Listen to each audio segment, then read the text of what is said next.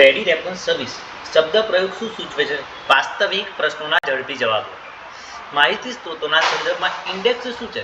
વિષયો અથવા કીવર્ડ્સની વ્યવસ્થિત યાદી જેમાં તેઓ ક્યાં મળી શકે તેના સંદર્ભો હોય. નીચેનામાંથી શેનો ડિજિટલ માહિતી સેવાઓમાં સમાવેશ નથી? માઇક્રોફિલ્મ રીડિંગ. નીચેનામાંથી કયું રેફરન્સ સેવાનું ઉદાહરણ છે? વપરાશકર્તાઓને અન્ય માહિતી સ્ત્રોતો અથવા સંસ્થાઓ તરફ વાળવા. તાજેતરમાં પુસ્તકાલયોમાં કઈ ટેકનોલોજીનો ઉપયોગ કરવામાં આવ્યો છે અને તે રેકોર્ડ્સની યાદી છે જે ડેટાને જાહેરમાં અને કાલક્રમિક ક્રમમાં સંગ્રહિત કરે છે, જ્યાં માહિતીને ક્રિપ્ટોગ્રાફીનો ઉપયોગ કરીને એન્ક્રિપ્ટ કરવામાં આવે છે જેથી ખતરો થાય કે યુઝર્સની ગોપનીયતા સાથે ચેડા ન થાય અને ડેટામાં ફેરફાર ન થઈ શકે. બ્લોકચેન. લિંક રિઝોલ્વરનો ફાયદો નીચેનામાંથી કયો છે?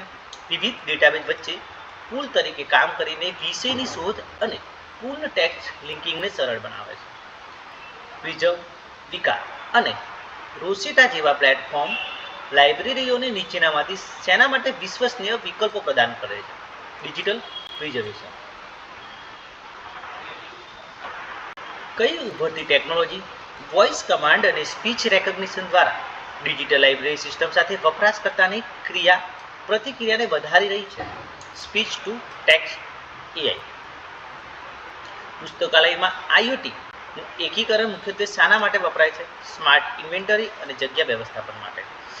નીચેનામાંથી કઈ પહેલ વિદ્વતાપૂર્ણ સાહિત્યની ખુલ્લી એક્સેસ પ્રદાન કરવા સાથે સંકળાયેલ DOA છે? સહયોગી ટેગિંગ અને સામગ્રી શેરિંગને સક્ષમ કરીને લાઇબ્રેરીની સામગ્રી સાથે વપરાશકર્તાઓને જોડાણના માર્ગને તાજેતરનો કયો ટ્રેન્ડ બદલી રહ્યો છે? વેબ 2.0 અને સોશિયલ કેટલોગ.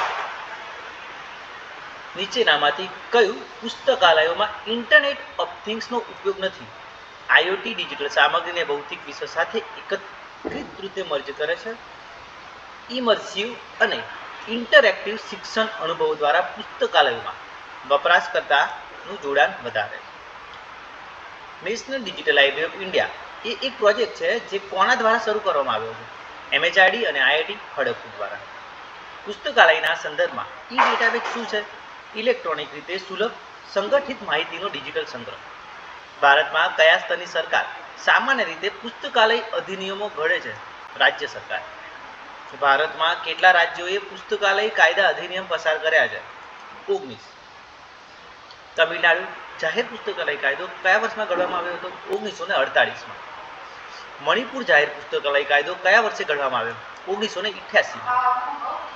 પશ્ચિમ બંગાળ જાહેર પુસ્તકાલય કાયદો કયા વર્ષમાં અમલમાં આવ્યો હતો? 1979માં. ભારતમાં પ્રેસ અને રજિસ્ટ્રેશન ઓફ બુક્સ એક્ટ ક્યારે પસાર થયો હતો? 1867માં. પ્રેસ અને રજિસ્ટ્રેશન ઓફ બુક્સ એક્ટ કયા વર્ષે ઘડવામાં આવ્યો હતો? 1867માં. અધિનિયમ મુજબ દરેક પ્રકાશકે મુદ્રિત પુસ્તકની એક નકલ કોને મોકલવી આવશ્યક છે? નેશનલ લાઇબ્રેરી, કલકત્તાને. પુસ્તક છાપકામ અને નોંધણી કાયદાનો મુખ્ય હેતુ શું છે? પુસ્તક છાપકામ અને પ્રકાશનનું નિયમન કરવાનો. કાયદા હેઠળ પુસ્તકોના રજિસ્ટર જાળવવા માટે કઈ સત્તા જવાબદાર છે? Registrar of newspaper for India.